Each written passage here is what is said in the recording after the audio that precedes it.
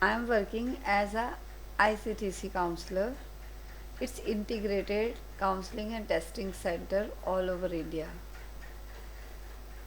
तो मैंने जो ये ज्वाइन किया एज काउंसलर 2010 में ज्वाइन किया। उस टाइम मेरी जो पोस्टिंग है गायनी डिपार्टमेंट में PPTCT में है।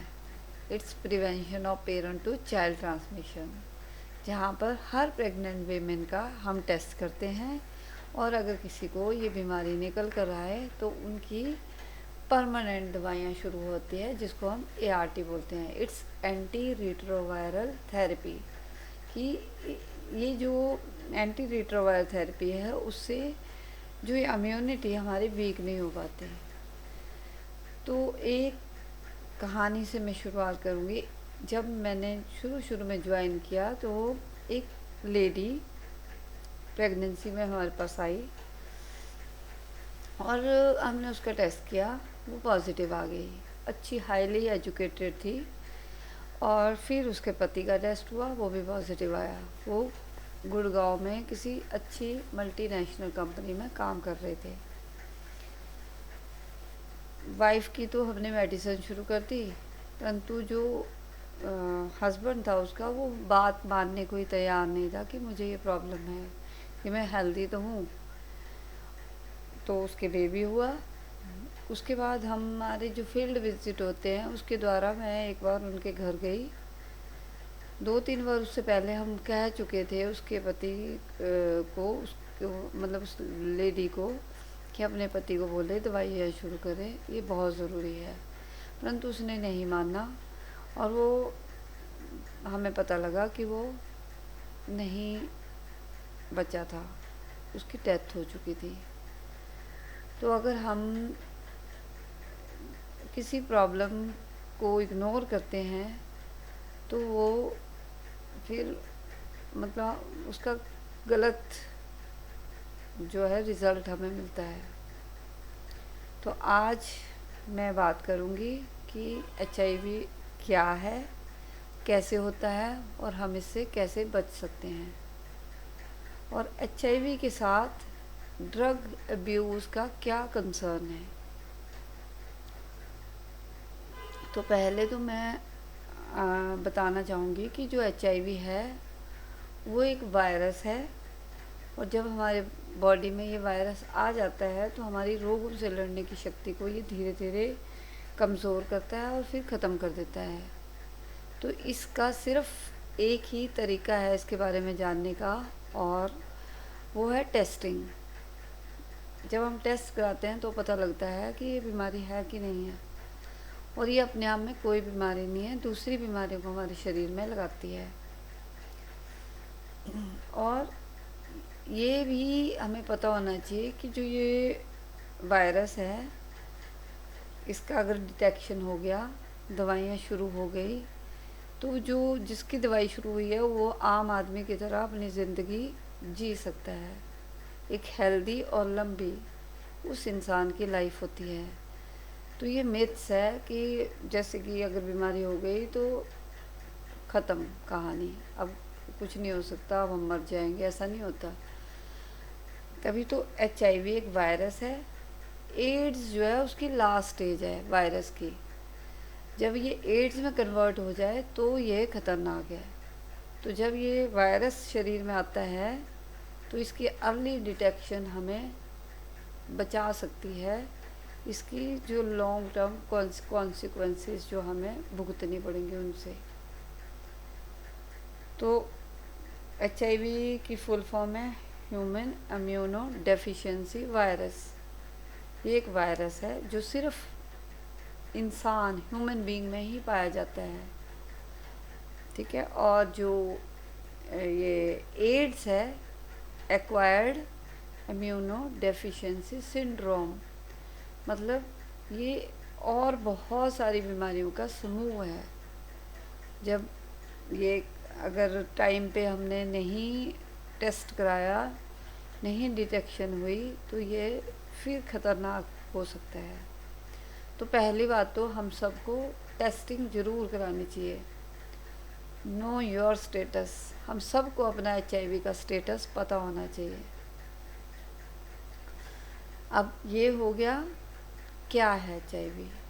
तो वायरस है, ये हमारे जो वाइट ब्लड सेल्स है बॉडी के, वो हमारी इम्यूनिटी बनाए रखते हैं, उन पर हमला करता है।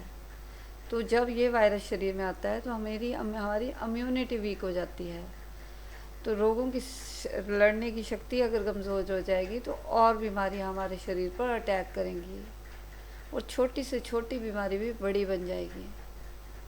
तो इसलिए टाइम पे पता होना चाहिए, और अगर किसी को आए तो दवाइयाँ शुरू करनी चाहिए, नहीं आए तो हमेशा बचे रहने के लिए हमें पता होना चाहिए, सॉल्यूशन ओरिएंटेड अप्रोच होनी चाहिए। दूसरा कारण ये हो गया क्या है। अब हम बात करेंगे कैसे फैलती है ये बीमारी। तो 4 कारण होते हैं इस बीमारी के होने के। पहला, असुरक्षित यौन संबंध। जब हम रिलेशंस में अगर प्रिकॉशंस नहीं यूज़ करते हैं तो एक में अगर बीमारी हो तो दूसरे को ये हो सकती है, बिना प्रिकॉशन के रिलेशन बनाने से। और ये मतलब जो गे होते हैं, जो एनल सेक्स करते हैं, उनमें भी पाई जाती है। तो सेक्सुअल रिलेशन से हो सकती है ये बीमारी। दूसरा, सुई सिरिंजेस जब भी यूज़ करें तो वो नहीं होनी चाहिए, सुइयों से हो सकती है। जैसे कि इनमें हमें और भी ज़्यादा चीज़ों का पता होना चाहिए कि जो टैटू बनाते हैं उसके द्वारा भी हो सकता है, और जब हम नाई के पास ब्लेड वगैरह यूज़ करते हैं, ये लो प्रेवलेंस है पर है, तो हमें पता होना चाहिए होती कैसे है। तीसरा, ब्लड ट्रांसफ्यूज़न, मतलब जब किसी को खून चढ़े तो खून अगर इन्फेक्टेड चढ़ेगा तो भी हो सकती है, तो टेस्टेड ब्लड चढ़ना चाहिए जिसको चढ़े। और चौथा, मदर टू चाइल्ड, माँ से बच्चे को। इसीलिए जैसे मैं बता रही हूँ कि मैं प्रेग्नेंट वीमेन वाले डिपार्टमेंट में हूँ, तो हर प्रेग्नेंट वीमेन की HIV की जांच ज़रूर होनी चाहिए जल्दी से जल्दी, ताकि अगर उसमें ये बीमारी आए भी तो अर्ली डिटेक्शन से उसका टाइम पे अगर मेडिसिन शुरू होगी तो उसके होने वाले बच्चे को हम इस बीमारी से बचा सकते हैं। अदरवाइज़ चाहे छोटा सा बेबी ही है, एक बार ये वायरस शरीर में आ गया तो ये शरीर से नहीं जाता है, ये हमेशा शरीर में रहता है। और बच्चों की इम्यूनिटी तो पहले ही वीक होती है, तो फिर उनके लिए ज़्यादा और प्रॉब्लमेटिक हो जाता है। तो 3 तरह से माँ से ये बच्चे में जाता है। पहला, जब वो उसको प्रेगनेंसी ठहरती है। दूसरा, जब डिलीवरी होती है। और तीसरा, जब वो बच्चे को दूध पिलाती है। तो ये हो गए इसके कारण। तो हमें इससे बचना कैसे है। तो बचने के लिए वही है कि पहला कि प्रिकॉशंस ज़रूर यूज़ करें। दूसरा, ABC को ज़रूर समझें कि A मीन्स एब्सटेंस, हमें परहेज़ करना है रिलेशन से अगर हमारी एज अप्रोप्रिएट नहीं है, तो इन चीज़ों में नहीं हमने इंडल्ज होना है। दूसरा, बी फेथफुल, अगर पार्टनर किसी के हैं तो उन्हें फेथफुल रहना है, अपने पार्टनर के साथ ही रिलेशन में होना चाहिए।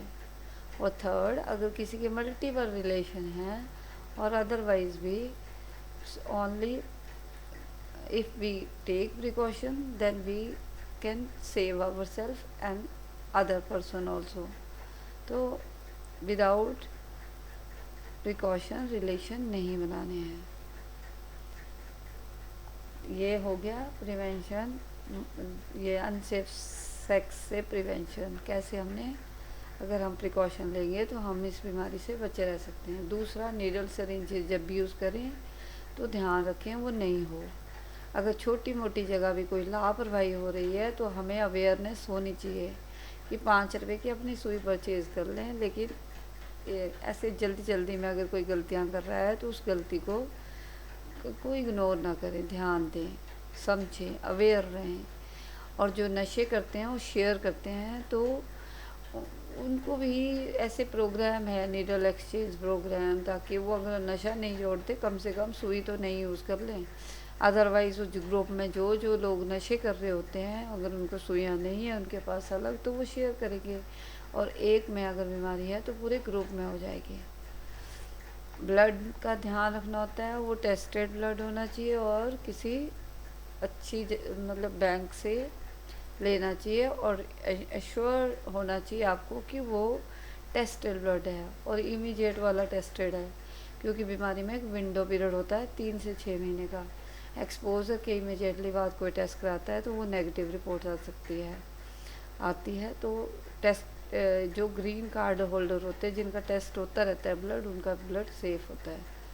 और चौथा, जैसे मदर टू चाइल्ड, तो माँ का अगर समय पर टेस्ट होगा तो हम बच्चे को बचा सकते हैं। अब हम बात करेंगे कि जो HIV है उसके साथ ड्रग अब्यूज़ का क्या संबंध है। तो पहले तो ड्रग अब्यूज़ क्या होता है हमें पता होना चाहिए। ड्रग अब्यूज़ है कि जो मतलब नशों का, जो दवाइयों का दुरुपयोग, दवाइयाँ तो हम बहुत सारी मतलब जब डॉक्टर डिस्क्राइब करता है हमें वो तो भी हम दवाई लेते हैं। तो दवाई अगर तरीके से प्रॉब्लम के हिसाब से ली जाती है तो वो ठीक है, अदरवाइज़ हम अननेसेसरी मेडिकेटेड दवाइयों को बिना किसी प्रॉब्लम के लेंगे तो वो मीन्स ड्रग अब्यूज़ है।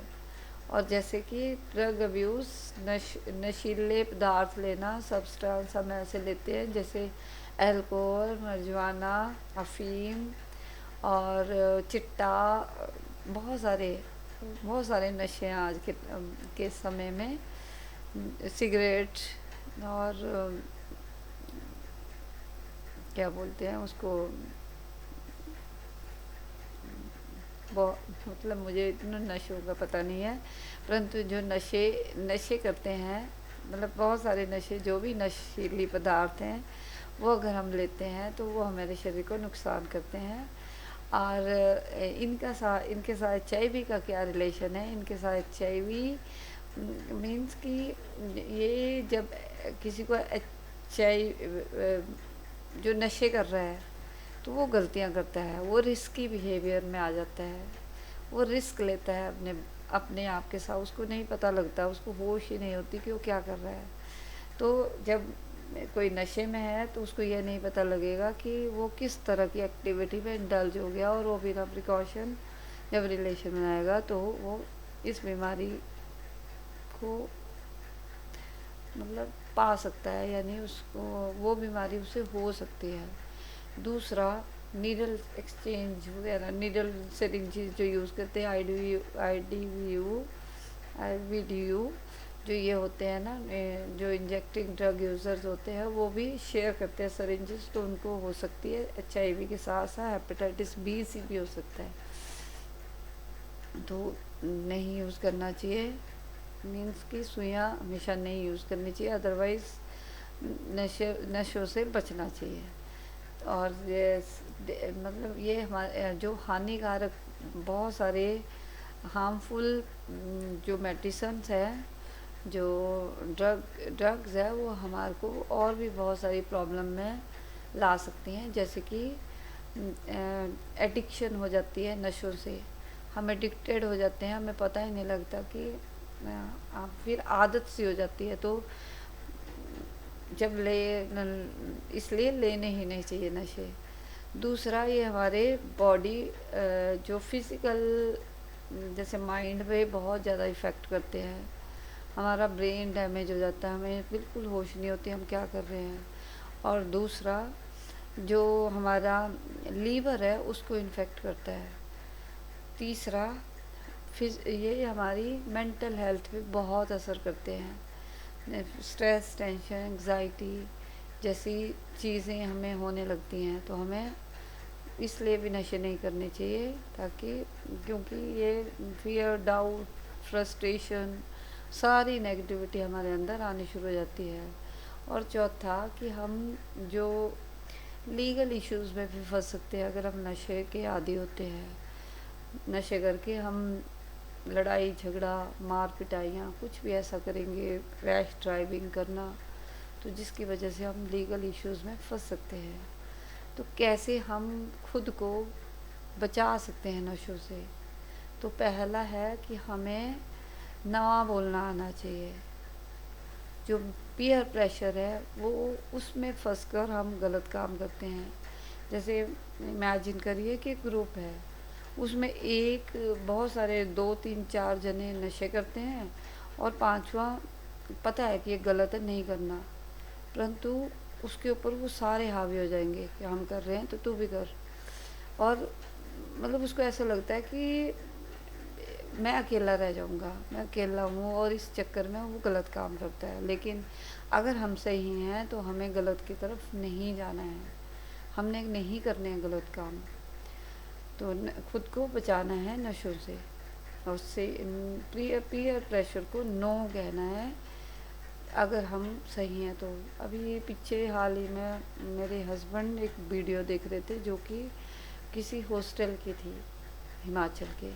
वहाँ जो उसको ज़बरदस्ती मारा पीटा जा रहा था लड़के को कि तू भी शराब पी, परंतु वो नहीं पी रहा था। तो इस तरह से जाओ जोर ज़बरदस्ती पहले तो लोगों को नहीं करनी चाहिए किसी के साथ, अगर कोई नहीं करना चाह रहा है अपनी इच्छा से।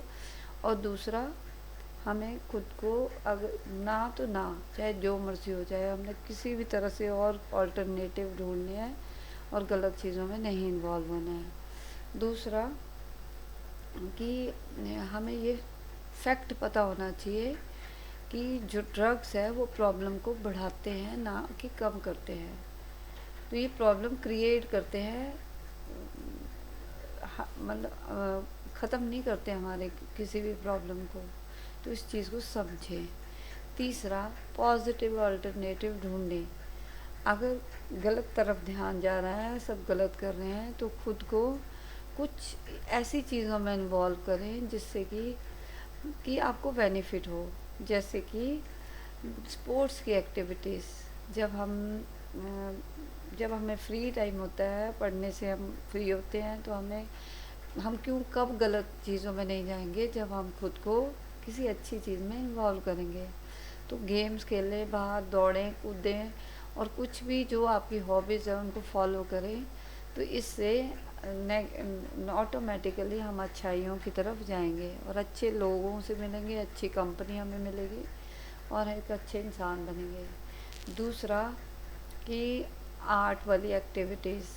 आर्टिस्ट तो हर कोई आज के टाइम में बन सकता है, हम टेक्नोलॉजी के ज़माने में हैं।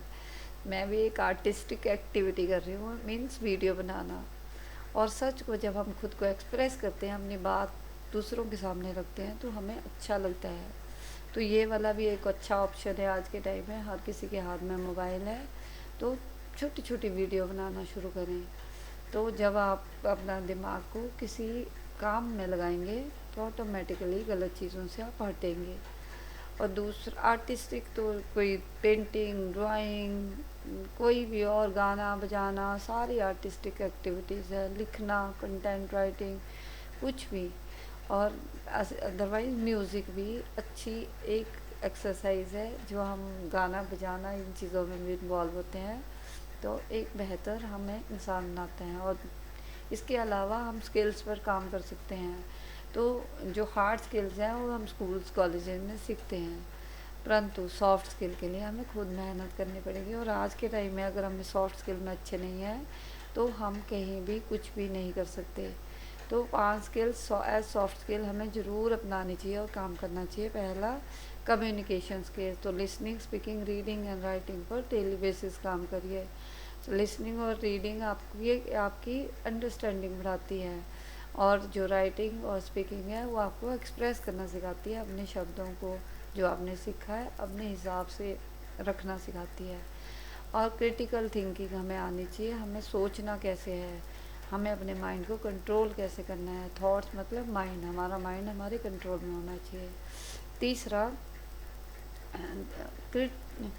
प्रॉब्लम सॉल्विंग एटीट्यूड होना चाहिए। अपनी प्रॉब्लम सॉल्व करें, सामने वाले की प्रॉब्लम सॉल्व करें। जब हम प्रॉब्लम सॉल्व करते हैं तो एक बेहतर इंसान बनते हैं। और चौथा, हमें टाइम की को मैनेज करना आना चाहिए। हमें हर काम को एक रूटीन डिसिप्लिन वे में करना आना चाहिए, पता होना चाहिए, हमें ऑब्ज़र्व करना चाहिए कि हम कहाँ गलतियाँ कर रहे हैं। तो अपनी गलत आदतों को रिप्लेस करो अपनी अच्छी आदतों में, फिर उनको रिपीट करो जो आपने अच्छा किया है, और फिर अपने आप को अप्रिशिएट करो, कोई और करे ना करे, खुद को अप्रिशिएट करो अगर आप सही रास्ते पर हैं।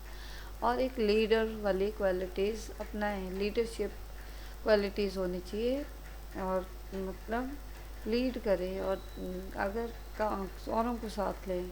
कुछ आप गलतियां करते हैं तो एक्सेप्ट करें, और कुछ आप अच्छा करते हैं तो दूसरों को भी अप्रिशिएट करें जो आपके टीम मेंबर्स हैं। तो इस तरह से एक बेहतर इंसान बने। और इसके बाद ये हो गया कि हमें पॉजिटिव ऑल्टरनेटिव ढूंढने, और उसके बाद नेक्स्ट पॉइंट है कि सीख हेल्प, मदद मांगना सीखें। मदद आप मांगेंगे तो मिलेगी। तो अगर अगर गलती हो गई है ज़िंदगी में किसी से भी, तो वो गलती को सुधारा जा सकता है। ऐसा नहीं समझना कि अब ज़िंदगी ख़त्म हो गई है। गलती के बाद भी हम एक अच्छे इंसान बन सकते हैं। तो अगर आप या आपका कोई दोस्त किसी भी गलत काम में इन्वॉल्व है, कर रहा है, तो उन लोगों की, और बदलना चाहता है, सुधरना चाहता है, तो उन लोगों की मदद मांगे जो कि एक्सपर्ट है, या आपके कोई समझदार लोग जो आपके ही अपने हैं, जो आप जिन पर आपको ट्रस्ट है, उनकी मदद लें। ठीक है, तो इसके बाद हमें कैसे हम हेल्दी और सेफ रह सकते हैं उस पर बात करेंगे। तो अपने आप को जब हम इन्फॉर्म्ड करते हैं, जब हम अपनी नॉलेज इंफॉर्मेशन स्किल्स को बढ़ाते हैं, तो हम ऑटोमेटिकली सुरक्षित रह सकते हैं। और उसके बाद ठीक है, तो ठीक है, उसके बाद हम इन्फॉर्म रहें, बी रिस्पॉन्सिबल, अपनी रिस्पॉन्सिबिलिटी लेना सीखें। खुद की लाइफ को अगर ऐसा नहीं होना चाहिए कि हम दूसरों पे ब्लेम करें, इसकी वजह से ही हो गया, उसकी वजह से हो गया। किसी की वजह से कुछ नहीं होता, हमारी वजह से ही होता है जो होता है। तो हमें अपनी ज़िंदगी की पूरी रिस्पॉन्सिबिलिटी लेनी है, और हेल्प अदर्स, दूसरों की मदद करनी है। तो जब हम मदद करते हैं तो हमें खुद को अच्छा लगता है। एक गिवर एटीट्यूड होना चाहिए कि अच्छा करें सबके लिए, हम सब एक हैं, है ना, एक दूसरे से जुड़े हुए हैं। जब हम नॉलेज शेयर, नॉलेज डबल, जब हम अपनी जो हम सीखते हैं वो शेयर करते हैं, तो हमारा वो नॉलेज डबल होती है। To teach someone will learn twice. तो ऐसे एक एटीट्यूड रखें दूसरों की हेल्प करने की। ठीक है, और अब हम कंक्लूजन पे पहुंच गए हैं कि जो हमें HIV एड्स से भी बचना है और नशों से भी बचना है, और समझना है कि कैसे हमने सुरक्षित रहना है। अब कैसे, अब हम एक कॉल टू एक्शन, कि हमें एक्शन लेने वाली एटीट्यूड होना चाहिए। तो हमें खुद से प्रॉमिस करना है कि हम गलत चीज़ों में इन्वॉल्व नहीं होंगे, हम अच्छा करेंगे खुद की लाइफ में भी, और दूसरों की लाइफ में एक पॉजिटिव इम्पैक्ट लाएंगे। हम दूसरों को भी मना करेंगे गलत करने से, और खुद भी कोई गलत काम नहीं करेंगे। और नेक्स्ट इज़, अगर किसी को मेरी हेल्प की ज़रूरत हो तो मुझे कांटेक्ट करें, और कुछ और एडवांस जानना चाहते हैं, टेस्टिंग कराना चाहते हैं, तो आप मुझसे संपर्क कर सकते हैं थ्रू मैसेजेस। तो इस तरह से हमें नशों से भी दूर रहना है और HIV से भी दूर रहना है, और टेस्ट ज़रूर कराना है, समझना है कि क्या मिथ्स है और क्या रियलिटी। छूने, हाथ मिलाने, मच्छर के काटने से नहीं होती हैं सब बीमारियाँ, सिर्फ इन्हीं 4 कारणों से होती है जो मैंने बताए हैं। तो सेफ रहिए, सुरक्षित रहिए, हंसते रहिए, खिलखिलाते रहिए, खुद को बेहतर बनाते रहिए, दूसरों की हेल्प करते रहिए, एक कदम आगे की तरफ बढ़ाते चलिए। तो ये मेरा आज का टॉपिक। धन्यवाद।